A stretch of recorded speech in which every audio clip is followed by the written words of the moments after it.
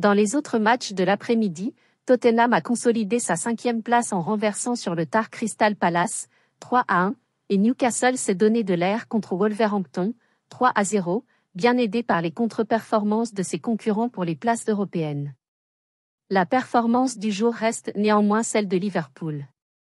À court d'idées, crédité de 2 tirs cadrés seulement, les Reds ont arraché la victoire sur une tête de Nunez, 90+9, entré en jeu en seconde période après avoir manqué 3 matchs sur blessure.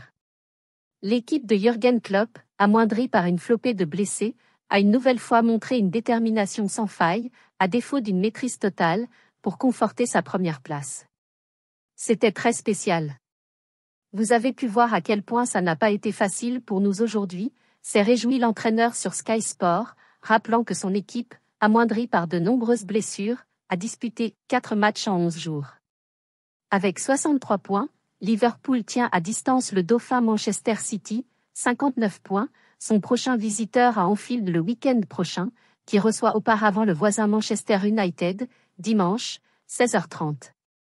C'est un petit miracle au regard du match, lors duquel le gardien Kawan Keller a gagné un face-à-face devant Anthony Elanga, 23e, puis vu l'attaquant suédois tirer de peu à côté, 66e. Newcastle rebondit. Une semaine après sa défaite contre Liverpool, en finale de la Coupe de la Ligue, Chelsea a dû se contenter d'un 2-2 décevant à Brentford. Le défenseur français Axel Disasi, buteur à la 83e, a même évité une embarrassante défaite aux Blues, 11e avant les derniers matchs de la 27e journée. Il ne compte plus qu'un petit point d'avance, désormais, sur leur voisin de l'ouest de Londres, Fulham, qui a assommé Brighton 3-0. Les Cottagers ont enchaîné une 2e victoire d'affilée en Premier League grâce notamment à Rodrigo Muniz passeur, 21e, 1-0, puis buteur, 32e, 2-0.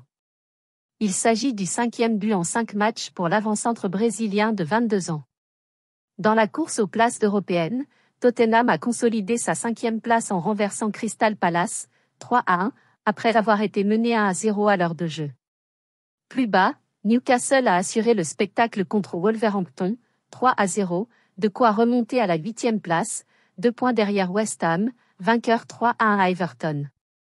Les Magpies donnent de l'air à leur entraîneur Eddie Howe avec cette première victoire en 3 semaines, la première à domicile depuis mi-décembre en Premier League, le tout avec une défense imperméable, une rareté pour eux.